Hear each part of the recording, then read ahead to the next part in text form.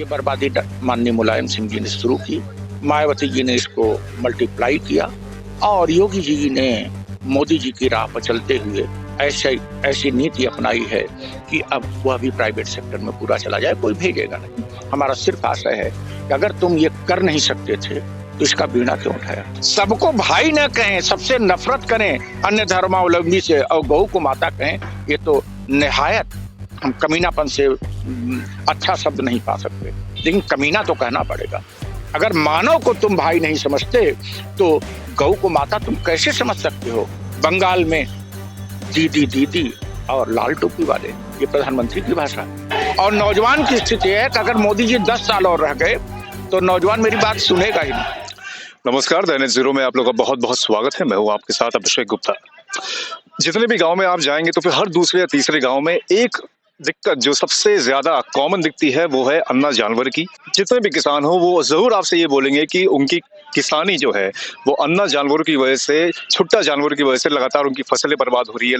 इस मुद्दे को उठाने के लिए यहाँ पर है हमारे साथ मानवीय भारत पार्टी के राष्ट्रीय अध्यक्ष जी, जो कि सिर्फ इस मुद्दे को लेकर यहाँ पर लगातार कई दिनों से धरना प्रदर्शन पर बैठे हुए सत्याग्रह कर रहे हैं। ना अन्न ग्रहण किया, ना जल लिया है। और आज हम लोग उनसे भी इस मुद्दे पर जरा बात करने की कोशिश करेंगे। क्या है ये मुद्दा पूरा, जरा आप अपने स्तर पर बताइए, आपके नजरिए से जब आपने ये सारी चीजें देखी हैं तो फिर आपको कैसा महसूस हुआ। हम 2 सितंबर को राजनीतिक सुधार यात्रा पर निकले और हमारा मूल मुद्दा था राजनीतिक सुधार। राजनीतिक सुधार का मतलब राजनीति में शुचिता लाना, राजनीति से माफियाओं को समाप्त करना, राजनीति से बेईमानों को हटाना और राजनीति में अच्छे लोगों को लाना। साथ साथ संविधान कहता है लोकतंत्र में जनता मालिक, तो जनता को मालिक के रूप में स्थापित करना और नेता को या राजनीतिक पार्टी को उसके प्रतिनिधि या नौकर के रूप में स्थापित करना। इसलिए हम हर गांव में यह बताने की कोशिश कर रहे हैं, आप मालिक बनो और नेता को जवाबदेह बनाओ और उसको कहो, उससे पूछो कि हमारा हक तुमने कितना दिया। ये हमारा मूल मुद्दा है। इसके अतिरिक्त उत्तर प्रदेश में पिछले 30-35 साल में शिक्षा, स्वास्थ्य बर्बाद हो गया है। इसमें एक पार्टी दोषी नहीं है। ये बर्बादी माननीय मुलायम सिंह जी ने शुरू की, मायावती जी ने इसको मल्टीप्लाई किया और योगी जी ने मोदी जी की राह पर चलते हुए ऐसी नीति अपनाई है कि अब वह भी प्राइवेट सेक्टर में पूरा चला जाए, कोई भेजेगा नहीं। स्वास्थ्य व्यवस्था को मायावती जी ने एनआरएचएम घोटाला सबको पता है कहां तक पहुंचाया और उसके बाद योगी जी के और मोदी जी के समय में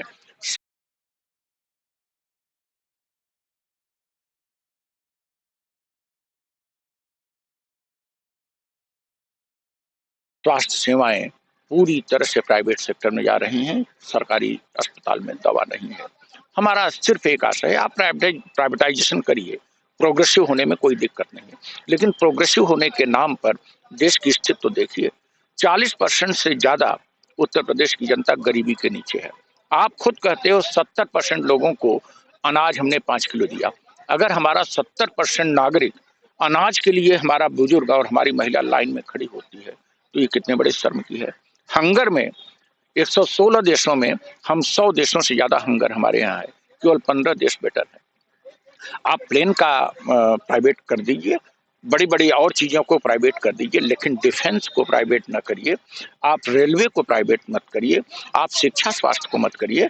लेट द टाइम मैच्योर, पहले टाइम मैच्योर हो और फिर प्राइवेटाइज करिए। इन्हीं मुद्दों को लेकर मैं राजनीतिक सुधार यात्रा पर निकला हूँ और मुझे जनता का भरपूर समर्थन मिल रहा है। अभी हम वोट में कन्वर्जन की बात ही नहीं कर रहे हैं, अपने विचारों से हम कट्टर से कट्टर बीजेपी के गांव में जा रहे हैं, कट्टर से कट्टर सपा बसपा कांग्रेस के गांव में जा रहे हैं और सबका हमको समर्थन मिल रहा है। मैं उस एक सवाल पे दोबारा आपसे लौटना चाहूंगा, जो अन्ना जानवर की, जो मैंने जैसे बताया कि आपको बहुत समस्या है और आप उसको लेकर भी लगातार सत्याग्रह पर बैठे हुए हैं, उसके लिए अभी तक कुछ निराकरण या किसी ने अभी तक आपको अप्रोच किया या फिर आपसे बातचीत की? ये तो मुद्दा बीच में आ गया।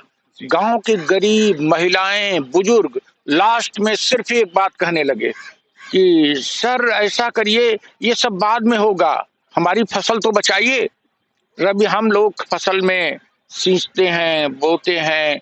अब गेहूं और चावल धान को कभी आप बाढ़ से घेरते हुए नहीं पाए होंगे, आप लोग भी नौजवान हैं। लेकिन अब गेहूं और धान को उनको बाढ़ से घेरना पड़ रहा है, रात रात भर रखाना पड़ रहा है। जब उनकी ये आवाज सुनी कि साहब इसको कुछ करिए, इसको कुछ करिए, तो मुझे लगा कि सब राजनीतिक सुधार यात्रा बेकार है अगर ये इतना संवेदनशील मुद्दे पर मैं संघर्ष न करूं।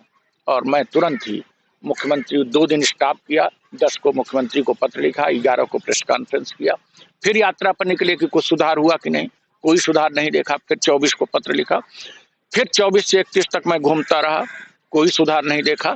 तो 1 तारीख को मैंने पत्र लिख दिया कि मैं सत्याग्रह के अलावा मेरे पास कोई रास्ता।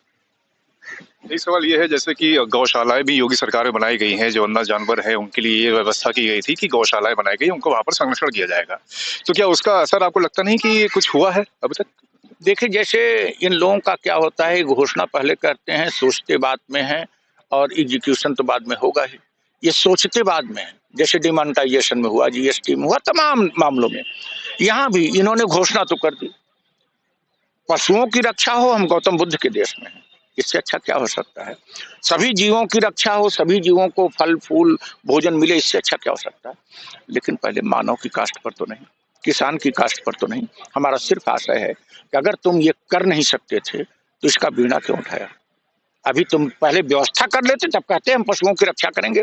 तुम्हारे पास गौशाला नहीं है, तुम्हारे पास लोगों को खिलाने के लिए अन्न नहीं है, पैसा नहीं है, तुम गौओं को और साढ़ों को और भैंसों को कैसे खिलाओगे। इनकी व्यवस्था नहीं है। अगर ये करते हैं, लेकिन मानव की कास्ट पर नहीं। गौ को माता कहें, हमको कोई आपत्ति नहीं, लेकिन हिंदू, मुसलमान, क्रिश्चियन और सभी बिरादरी को ये मानवीय संवेदना के साथ भाई तो कहें, सबको भाई कहें, गौ को माता भी कह लें, लेकिन सबको भाई न कहें, सबसे नफरत करें अन्य धर्मावलंबी से और गौ को माता कहें, ये तो निहायत हम कमीनापन से अच्छा शब्द नहीं पा सकते। हम बहुत लोकतांत्रिक हैं, सत्याग्रह पर बैठे हैं, लेकिन कमीना तो कहना पड़ेगा।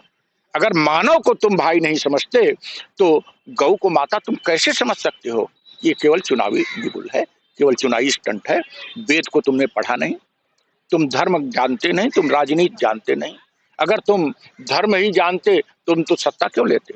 न तुमको धर्म पता है, न राजनीति पता है, न इतिहास पता है। इतिहास भी तोड़ दो। अब क्या बतावें, इन लोगों की आलोचना करने का मतलब ये है अपने व्यक्तित्व का विनाश करना। एक दिन कोई हमने कहा, हाँ प्रेस के ही आपके कोई आए थे कि राहुल गांधी ने ये कहा कि बीजेपी ये करे। हम कह राहुल गांधी जरा पूछ लीजिएगा कि मोदी ने अच्छा क्या किया। अगर राहुल गांधी एक को बता दें तो हम उनकी पार्टी को सपोर्ट कर देंगे। इसने विदेश नीति, रक्षा नीति, देश की मर्यादा, देश का सेकुलर सोशलिस्ट कैरेक्टर सब बर्बाद कर दिया और प्रधानमंत्री पद की मर्यादा बर्बाद कर दिया। बंगाल में दीदी दीदी और लाल टोपी वाले, ये प्रधानमंत्री की भाषा है। ये प्रधानमंत्री के, तुम एंकर हो, वो भी प्रेस के एंकर नहीं, किसी इंटेलेक्चुअल उसके में एंकर नहीं, किसी आइटम को बेचने वाले के एंकर।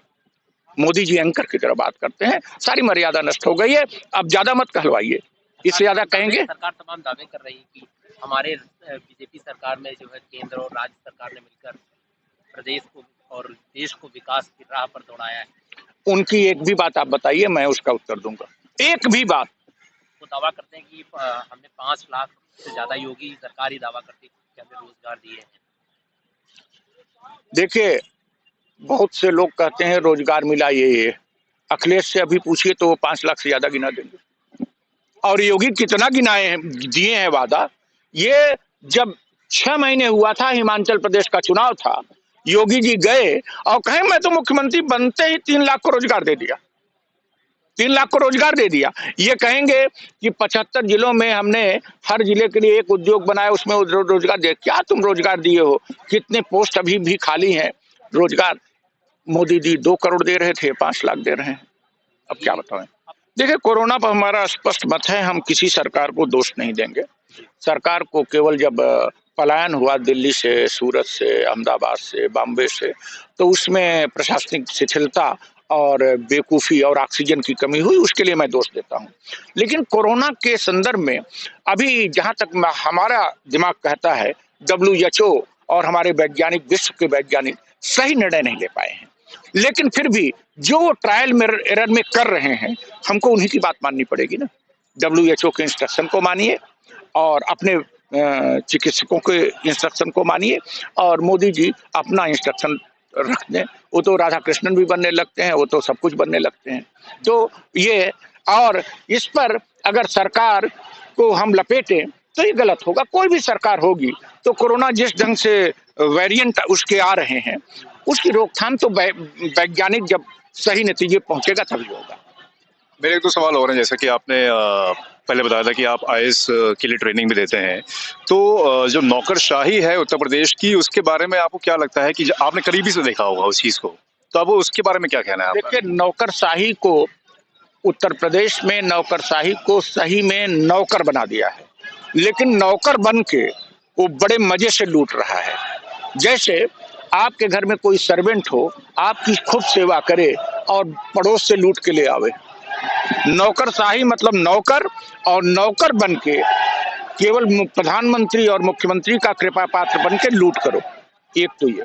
दूसरी नौकरशाही की स्थिति है, और नौजवान की स्थिति है कि अगर मोदी जी 10 साल और रह गए तो नौजवान मेरी बात सुनेगा ही नहीं। आपके बाद की पीढ़ी जब पत्रकारिता में आएगी तो मेरी बात सुनेगी ही नहीं। क्यों? वैज्ञानिक टेम्पर समाप्त किया जा रहा है, आस्था को लिया राम मोहन राय बेकार हो गए। अब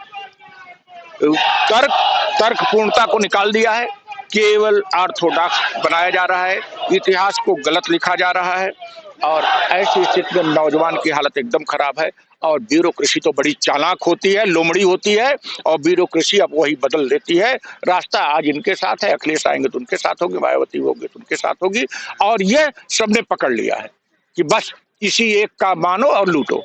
भ्रष्टाचार कम नहीं हुआ। आपने कई लोगों को ट्रेनिंग दी होगी, उसके बाद वो भी उनमें से कई लोग जरूर उसमें आए होंगे, आपके आईएएस अफसर वगैरह बने होंगे, प्रशासन शासन में उन्होंने सर्व किया होगा, तो उनके लिए और जो अब उनमें क्या आपको लगता है कि बदलाव आया, क्योंकि आपके उससे एक बैच से निकले हैं आपके एक तरह से? देखिए, जैसे आज हम नहीं कहते, आज मैं आपके साथ आ जाऊं तो आपके अनुसार नहीं चल पाऊंगा, मैच्योर हो चुका हूं।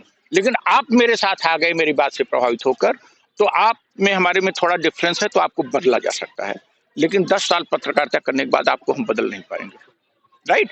वही स्थिति है कि जो लड़का हमसे पढ़ा और हमारे सेंटर में पढ़ा, अगर 5 साल में मेरे साथ आ गया होता तो बहुत अच्छा काम करता। इंटेलिजेंट है, उसमें एक जुनून था, आईएएस बनेंगे करेंगे। अब वो जुनून पानी हो गया है, गर्म खून गर्म नहीं रह गया, अब वो कुछ नहीं कर पाएगा। इसीलिए तमाम ब्यूरोक्रेट हमारे मित्र हैं, हमारे पढ़ाए हुए रिटायर हो चुके हैं, और दिखाने के लिए सफेद हाथी मैं कभी दिखा भी दूंगा कि 500 ब्यूरोक्रेट ज्वाइन किए, लेकिन दे कैन डू नथिंग। वो एक सिस्टम में रंग गए हैं, उनके दिमाग में एलिट एलिमेंट चढ़ा है, कैसे शोषण किया जाता है ये पता है। आपकी मान लीजिए जैसे कि आपने बिल्कुल संघर्ष कर रहे हैं आप लगातार, और हो सकता है कि आप चुनाव लड़ेंगे भी आगे चल के, तो आप में और एक तरह से जो वर्तमान की जितनी भी सरकारें अभी आई हैं, जो पिछली सरकारें आई हैं, उनमें कैसे आप, जैसे ब्यूरोक्रेसी की आपने बात की, आईएएस अफसर वगैरह ट्रेन होकर उसमें आए, तो उसको आप कैसे हैंडल करेंगे कि जिससे कि जैसे आपने बोला कि मतलब वो 10 साल बाद कैसा निकलेगा मैं नहीं कह सकता, लेकिन सपोज करिए कि आप ही की पार्टी अगर आ गई तो आप उसको कैसे हैंडल करेंगे? देखिए, मेन चीज होती है कि जब हम ठीक होंगे तभी हैंडल कर पाएंगे, और हमारे मंत्री और विधायक ठीक होंगे तभी हम हैंडल कर पाएंगे। तो अन्य पार्टियों ने क्या किया? ऐसा नहीं था कि मायावती ने संघर्ष नहीं किया, मुलायम सिंह ने संघर्ष नहीं किया, या मोदी ने संघर्ष नहीं किया, सबने संघर्ष किया, और कांग्रेस के बड़े नेता बहुत संघर्ष किए। लेकिन ये लोग सत्ता पाने के लिए कंप्रोमाइज कर लिया, और जब कंप्रोमाइज कर लिए तो जिस भीड़ के साथ सत्ता पर गए, उस भीड़ के कायल बन गए और सब भ्रष्ट हो गए। राइट? और हम पहले से ही इस जल्दीबाजी में नहीं, और हम बार बार कहते हैं, बल्कि अभी मजाक कर रहे थे कि मुझे तो हो सकता है सत्ता का सुख न मिले, इनको न मिले, तुमको तो जरूर मिलेगा। क्यों? तुम्हारे लिए लॉन्ग टेन्योर है, हम कंप्रोमाइज करने वाले नहीं है। तो अगर हम कंप्रोमाइज कर लिए, बहुत लोग राय देते हैं हमारे शुभचिंतक, आप ऐसा कर लीजिए, 5 सीट निकाल लीजिए, फिर ऐसे इनसे कंप्रोमाइज कर लीजिए। तो हमने कहा हम कर क्या पाएंगे? अगर उसी का पार्ट बनना है तो ईश्वर ने हमको बुद्धि दी, अभी तक अच्छा इरादा दिया, पवित्र इरादा दिया, ईश्वर को धन्यवाद, इसी में खुश रह लें। ये भी है कि सत्याग्रह जैसे आप देखते हैं कि पिछले अन्ना हजारे के जो सत्याग्रह हुआ था उसमें तमाम मतलब ऐतिहासिक रहा था वो एक तरह से, अभी आप सत्याग्रह को किस नजरिए से देखते हैं? देखिए, अन्ना हजारे और स्वामी रामदेव दोनों का जब सत्याग्रह हुआ तो बायदी में मेरी मैगजीन रेगुलर निकल रही थी। राजनीतिक पार्टी बनाने के बाद मैं उस पद से हट गया हूँ, तो मैंने तुरंत लिखा था सत्याग्रह के नाम से पर गुंडागर्दी। दैट वाज स्पॉन्सर्ड सत्याग्रह। हमको ही कोई स्पॉन्सर करे और कोई 1 लाख रुपए रोज खर्च के यहाँ भीड़ दे तो हम उसके हाथ की कठपुतली हो जाएंगे। स्पॉन्सर्ड, दैट वाज हम अन्ना को प्रणाम करते हैं, उनका बहुत योगदान है, लेकिन जो उनका सत्याग्रह है वो निश्चित रूप से गुंडई था। मनमोहन सिंह उनको प्रणाम कर रहे हैं, सैल्यूट कर रहे हैं और वो कह रहे हैं कि हम जब जीभ दबाएंगे, हम जब नाक दबाएंगे तब जीभ निकलेगी। ये कोई भाषा है? ये सत्याग्रही की भाषा नहीं। उनके सत्याग्रह हमारे सत्याग्रह में क्या अंतर है आप देख सकते हैं। हम 10, 20, 25 सत्याग्रह में बोलना, सत्याग्रह में भीड़ जुटाना मना है। जिस दिन हम एंड करेंगे उस दिन हम जरूर कह देंगे सब लोग आइए। सत्याग्रह का मतलब ये होता है। पॉलिटिकल अकाउंटेबिलिटी के बारे में जरा बताइएगा। जैसे कि आपने पूरा हिसाब किताब देखा है, अपने क्षेत्र में देखा है, पूरे उत्तर प्रदेश में देखा है, पूरे देश का देखा है, तो अगर जब पॉलिटिक्स में आप पूरी तरह से धीमे धीमे आ रहे हैं, आपकी क्या अकाउंटेबिलिटी रहेगी इस चीज को लेकर? कैंडिडेट देखिए, मूल बिंदु ये है कि अगर कैंडिडेट थोड़ा सा इंफीरियर भी हो, मतलब ईमानदार हो, थोड़ा इंफीरियर भी हो और उसके पास यह आवश्यक कर दिया जाए कि 5 साल में तुम 10 बार जाओगे, तो जीतेगा तो उसको काम करना पड़ेगा, क्योंकि 6 महीने बाद फिर जाना है और जनता को जवाब दे भैया इतना ये आया, ये स्कीम आई, मैंने ये किया, आगे ये करूंगा, आपकी बात। और हारेगा तो जनता के साथ जो अन्याय हो रहा है उसका संघर्ष करेगा। यही पॉलिटिकल अकाउंटेबिलिटी है और विधायक और एमपी के साथ कोई अकाउंटेबिलिटी नहीं है जनता के प्रति। यह सत्यानाश हुआ है और आगे मैं और भी करूंगा, अभी बड़ी बात हो जाएगी। जैसे हमारा कोई एमपी होगा, हमारा कोई एमएलए होगा, प्रेस से उसको मिलना पड़ेगा हर 6 महीने पर, और ये नहीं कि प्रेस को पॉइंट दे दो। हमारी प्रेस कॉन्फ्रेंस भी अलग होगी, प्रेस कॉन्फ्रेंस भी अलग होगी। कुछ भी पूछिए, हमारा सेक्रेटरी बैठा रहेगा और 10 मिनट बाद उसका उत्तर लीजिए और कह देंगे तुम विभाग खोले रहो, तुरंत उत्तर दो जिले से मांग के। और नरेंद्र मोदी 7 साल हो गया प्रेस कॉन्फ्रेंस नहीं किया। और लोकतंत्र की इससे बड़ी हत्या क्या होगी? वन साइडेड मन की बात नहीं होगी उनका। आप थोड़ा इंटरव्यू लेंगे, अक्षय कुमार लेंगे इंटरव्यू